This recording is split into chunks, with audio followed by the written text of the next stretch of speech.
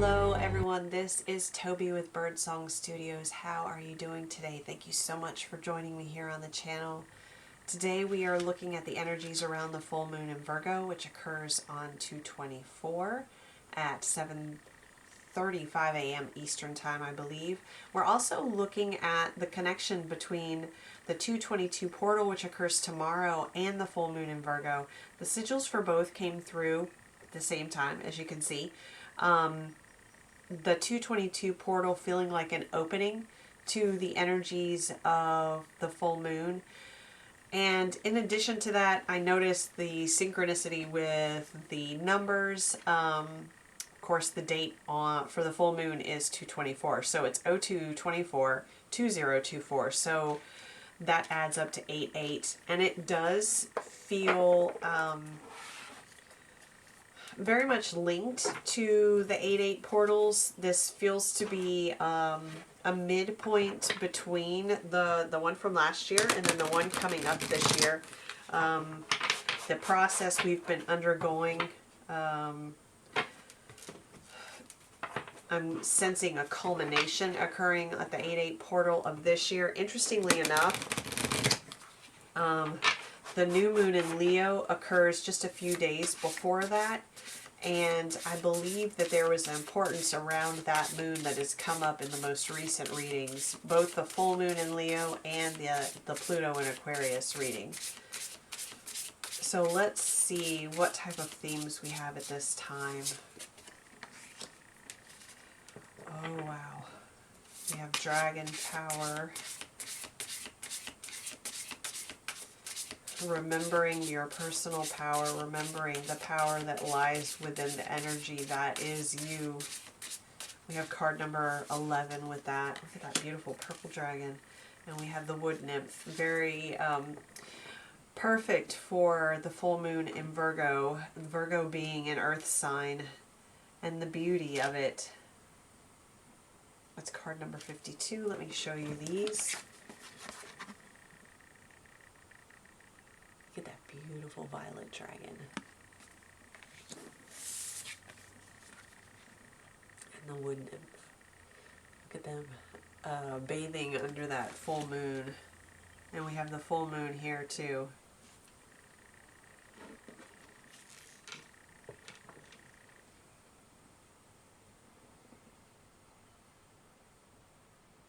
Interesting how the colors reflect the sigil colors too in this dragon card.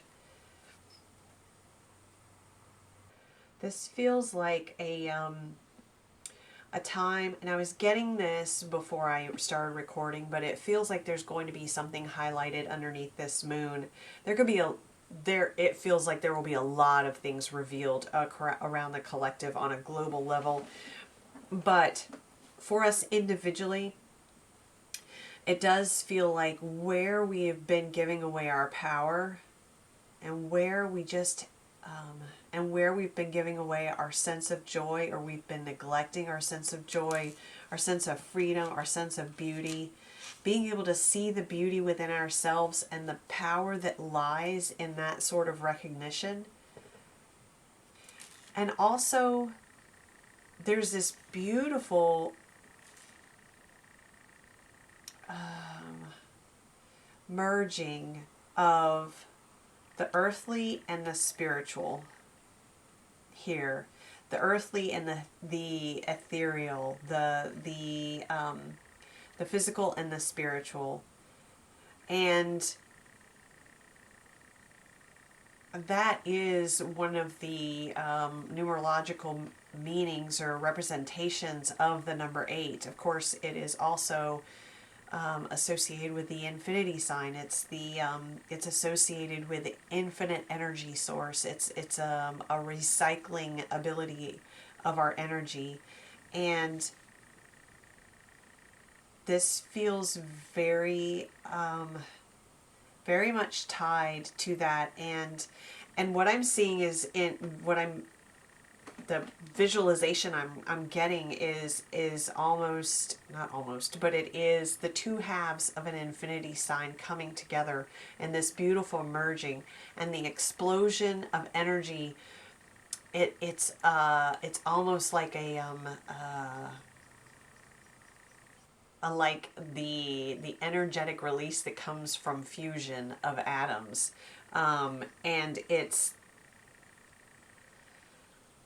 those are representative of the spiritual aspects and the physical aspects of us. And so what we're going to be seeing at this full moon is how those things have been kept separate by our, not, it's twofold. It always seems to be twofold. By our actions, how we are placing, where we are placing our attention, how we are giving our attention, the movements we're making or we're not making, and our beliefs behind that. So if those two sides of ourselves, those two aspects are not joined, and we're not able to access the beautiful infinite loop of energy that comes when they are connected, this full moon is going to show us what the blockage is that keeps those two aspects separate. Oh wow, that's pretty profound. Okay, let's look at the tarot and we'll get some information about both of these sides. And look, we have the Aeon, and that looks very much to me to be like the Phoenix. Can you see that? We are in quite the transformative process. Oh, that was not the prettiest shuffle. My fingers are not wanting to work. And I apologize for the congested voice, but it is what it is. Okay, so how can we bring these aspects together? How can we be open? Okay, so on 222, you're going to start seeing hints of what that blockage is for you. What is keeping you from bringing those two aspects together, allowing them to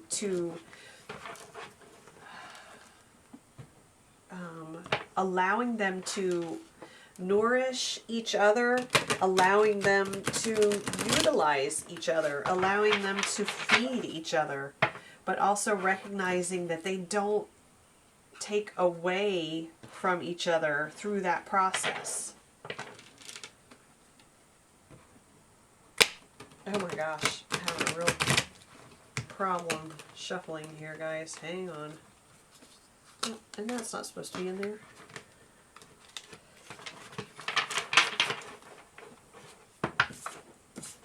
The name of the deck. Okay, it's the Millennium. I can't talk. Millennium Thoth Tarot. All right, so there's our first card.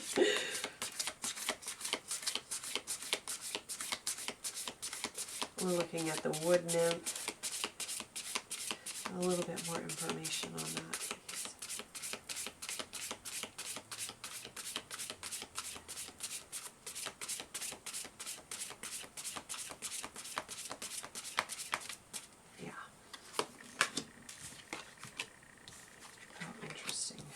Ten of Swords and the Five of Swords.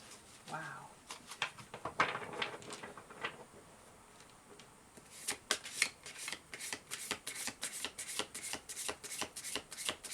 Five of Swords is Venus in Aquarius. Venus is in Aquarius right now.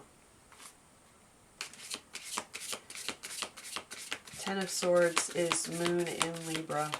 Now, what were we just talking about? And the Moon is going into Libra right after Virgo in actually, as you may already know this, but the first of the eclipse season is going to be the full moon in Libra that happens on March 25th. It is a lunar eclipse. So Four of Pentacles. Okay, Four of Pentacles is Sun in I think it's Capricorn. Sorry, I think it's... Okay. Anyway. The point is, sorry to get off on that tangent, but the we have beauty here, and we have the reference to Venus being in Aquarius. Very much at this time, all of these things are so linked together. This Ten of Swords and the Five of Swords. The Five of Swords being loss and disappointment. The Ten of Swords being like this culmination of emotional pain, and I'm hearing distress, and even broken promises I'm getting. But where you have restricted, the Four of Pentacles can be very much about holding on to something. So where you have restricted yourself from expressing and connecting to your own personal individual beauty because of things that have occurred in the past, and how that is keeping you from connecting. This is one of your blockages here. How that is keeping you from connecting to your power, the power of the spiritual realm, the power that lies within the beauty of you as an individual. There's definitely something about the first eclipse in Libra.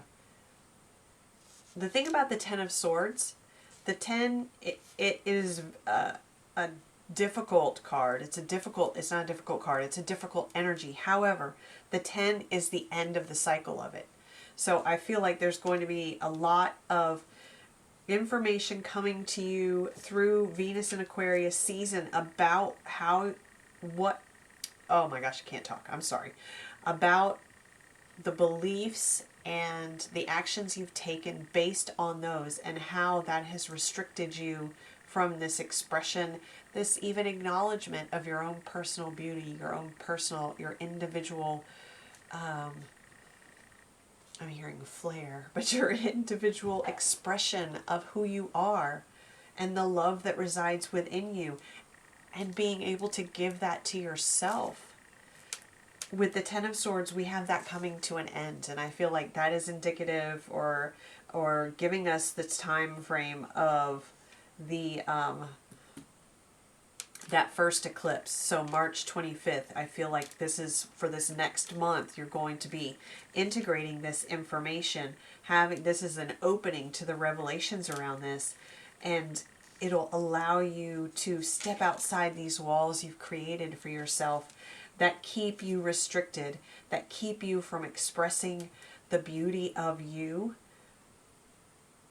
and that keep you from connecting to that earthy, the wild aspect of yourself. It's a grounded wildness, but it's that aspect that recognizes the connection we have to nature, and how there's perfection in everything in nature. And in that means there's perfection in each of us.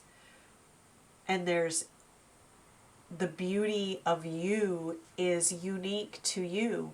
Just as the beauty of an individual flower, it might be the same species of flower as another, but each one is unique in its own way.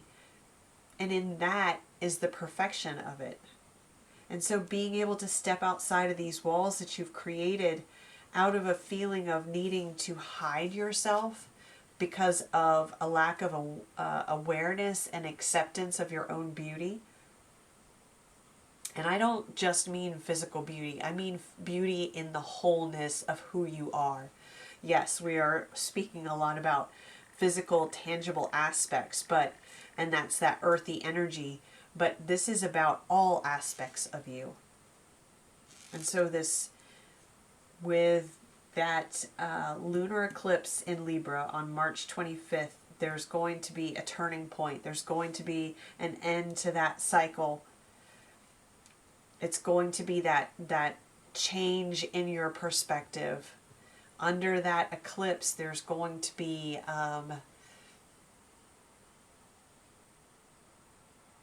new light with which you will see those beliefs about yourself, and how you have restricted yourself through those beliefs, and how that has formed part of the blockage here with your dragon power. Okay, so we're going to use a different deck for the dragon, the spiritual side. Which deck will that be? Use the Mystical Moments Tarot. It feels very ethereal in a lot of ways. So accepting the beauty and the individuality and the uniqueness of you, there's something in that that is a requirement in order to be able to draw upon the fullness of the power within you, to be able to utilize that, because that's self-love, right? And without acceptance of ourselves, how can we possibly accept another? Without acceptance of ourselves, how can we possibly step into the full power of who and purpose of who we are? And I don't remember how many times I've shuffled, so we're going to do another one.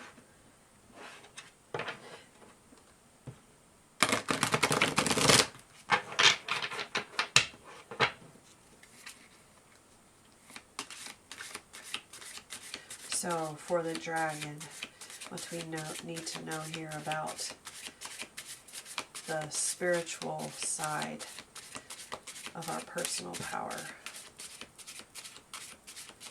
This is very much about highlighting and reflecting back to us through the light of this full moon where our power lies and what, wow, we have the truth here with the Ace of Swords. I don't remember if I showed you these cards. Okay, I'm going to show you these cards real quick and then we'll go to the Ace of Swords. So I apologize for not showing them to you earlier. That was the Four of Pentacles, the Ten of Swords. Here's the Five of Swords. This is the Venus and Aquarius card. I'm not sure when Venus moves out of Aquarius into Pisces, but maybe it's sometime around that lunar eclipse. And then we have the Ace of Swords.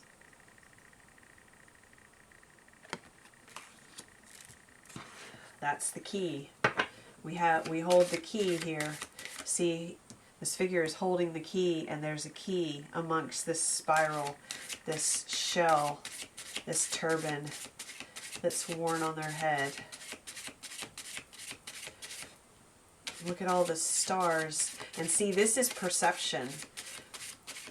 There is something that's going, oh, and I'm getting major chills. There is something that is going to be highlighted under this full moon. And I think I started to say you're going to get hints to this tomorrow on 2/22. You may not see this video until the 22nd, but on February 22nd, there are going to be hints. There's going to be an opening to this, and then the full moon is going to shine the light brightly on it. And we have the Emperor. Yeah, this is all about your personal power.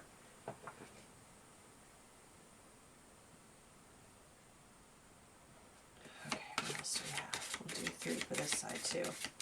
Look at how the sky looks similar, and they've got mountains in the background here on both of those cards. But how they're taking this, they can see the challenges and almost, oh, look at how the Emperor can oversee them. See how they're smaller in this card? The Emperor embodies all of the kings. So the Emperor embodies the masculine energy.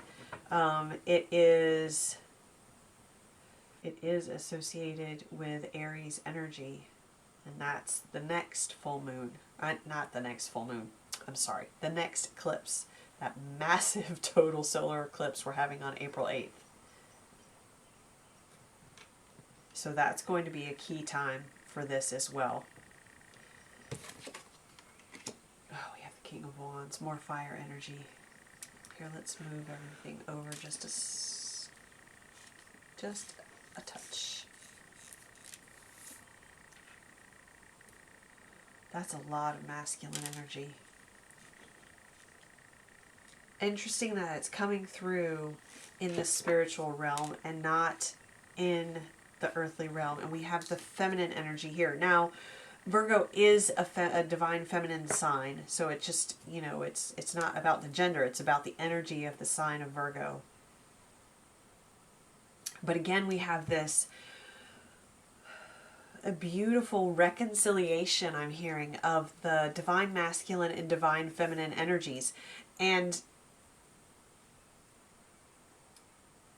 with the grounded nature of Virgo and that earthy energy, yes, there's a lot of feminine energy in it too, but that's, in this regard, we're talking about the physical aspects, and that would almost imply the more action oriented, right? Not the mystical or spiritual aspects. So the more physical aspects would be the masculine portion, and then the more spiritual would be almost the more feminine, imaginative portion or aspect of this energy. And look at how we have both balanced out here.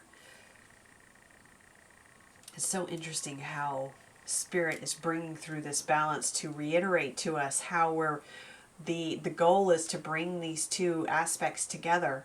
And it's the yin and the yang and how those beautifully fit together. It's the infinity symbol and how those two sides come together and create that beautiful explosion of energy that then recircles back into the sign. It can be directed outward with intention, but lacking that, it recircles back through the sign. It's infinite. It's never ending. It's this recycling loop of energy. And this is what we're being gifted here at this time, is the ability or the opportunity to see the blockages that have kept that cycle of energy from flowing, to allow us to integrate the beauty of ourselves and the power of the spiritual realm. And by doing so, we're able to access the true fullness of the power within us. And there's a sense of protection in that as well. There's a sense of so much empowerment to it.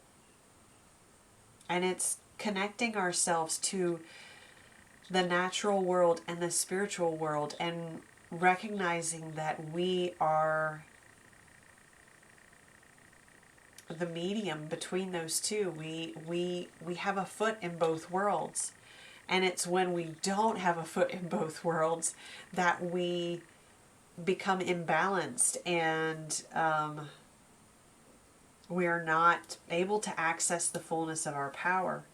With the Emperor, again, we have this sense of there's a lot of action on this side. So I'm getting a reminder here from Spirit that to pull in the power of the dragon, to pull in the power of your spirit guides, your team, the angelics, and spiritual tools in taking action, because it's not meant for us to only access those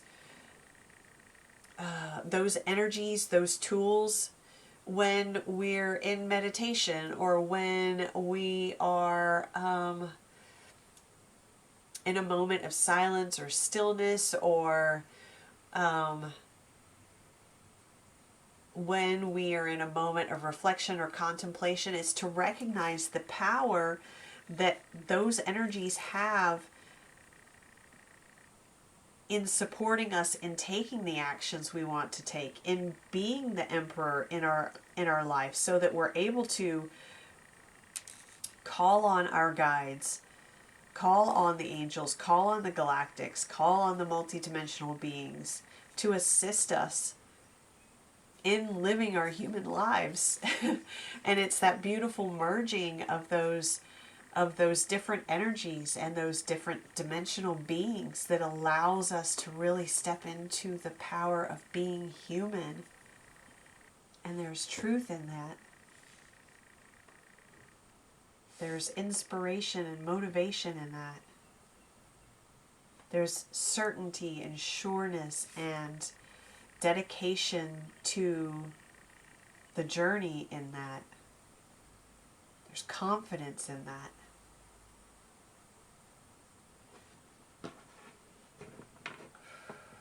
Wow.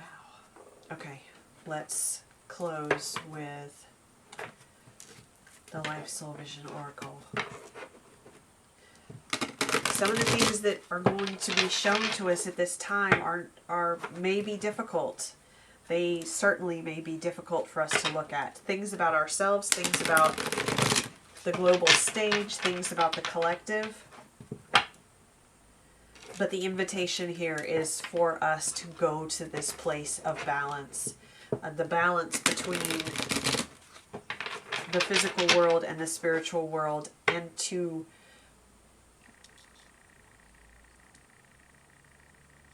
adjust our perception to allow us to see the beauty in ourselves and operate from that place of self-love, of unconditional love for self. And it's from there that we'll have a new perspective on our own reality overall, on the collective, and on others. Oh my gosh, the Gathering. 55, we have another 5 here.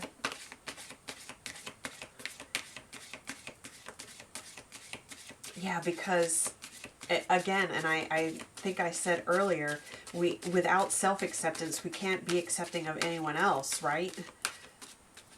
Fully accepting of anyone else. We can't find unconditional love for, wow, we have 2 cards of change. We have 55, 5 is the number of change, and we have 32. So I do feel there's another indication of that closing of the cycle with the card 10. And remember, I said there are going to be things that are revealed that are difficult. That's this card. This is that waves crash and stars fall. We very well may witness people in the public eye that truths are revealed about that are that could be shocking or certainly unexpected. But but this is part of the process. We can't create the new. We can't step into new earth. We can't step into this new experience without bringing down the foundations that no longer serve us, that keep us restricted. Because ultimately the goal, this is new earth.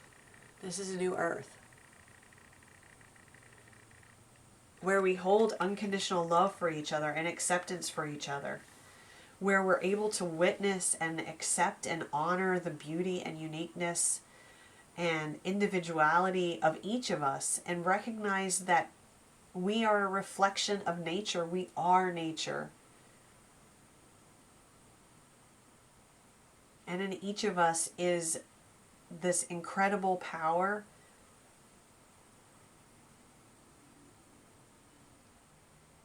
to be in the physical and the spiritual simultaneously. And this is the time that we begin the process, really take the next step on bringing this all together. Okay, I'm going to leave it there, guys. Thank you so much for joining me. Thank you for being here. I really appreciate your time and your attention. Please be sure to like the video if you guys enjoyed it. If it resonated for you, be sure to subscribe to the channel if you have not yet. I do offer personal readings. I don't usually say that in the videos, but I want to make sure you guys are aware. If you're interested, the information to contact me is in the description box. And again, I thank you for your time here and wishing you all well. Thank you.